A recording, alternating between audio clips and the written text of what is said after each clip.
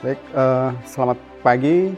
Aristoteles mengajarkan bahwa dalam meyakinkan orang lain, kita perlu menguasai 3 unsur penting, yaitu ethos, pathos, dan logos.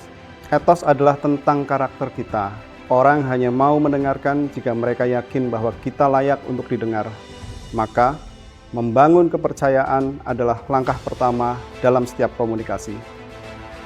Pathos adalah tentang emosi. Manusia tidak hanya berpikir dengan logika, tetapi juga merasa dengan hati.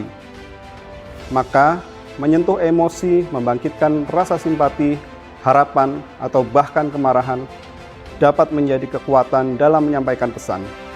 Logos, argumen yang logis, bukti yang kuat, dan penalaran yang jernih akan membuat pesan kita dapat diterima oleh akal sehat. Dalam dunia kepemimpinan, kemampuan untuk menyampaikan pesan bukan sekedar keterampilan teknis. Ia adalah inti dari pengaruh. Kepemimpinan yang efektif selalu bergantung pada komunikasi yang efektif. Seorang pemimpin tidak hanya berbicara, ia membangun makna, menyampaikan nilai, dan membentuk persepsi. Dalam semua itu dimulai dari satu hal, yaitu menempatkan audiens dalam kerangka berpikir yang tepat. Pesan yang efektif bukanlah hasil dari spontanitas semata, melainkan buah dari perencanaan yang matang. Komunikasi strategis menuntut pemilihan kata yang tepat, media yang sesuai, dan waktu yang mendukung.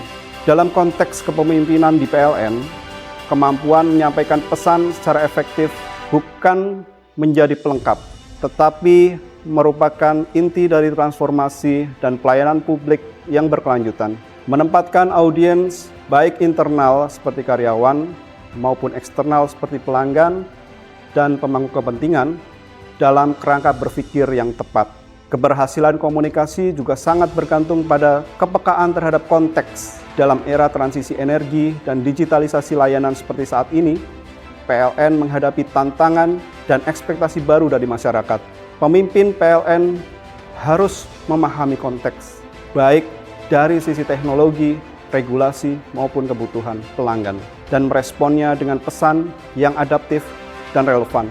Lebih jauh, memahami kebutuhan dan motivasi audiens menjadi hal yang tak bisa ditawar.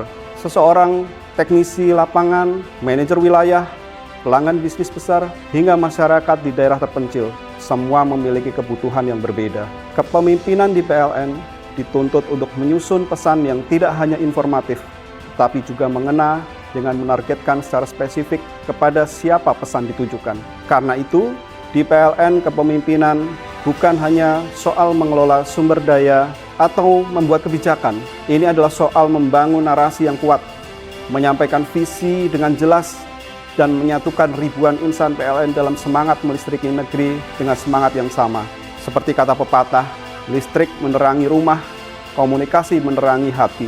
Maka pemimpin sejati adalah mereka yang mampu menyalakan keduanya. Demikian, terima kasih.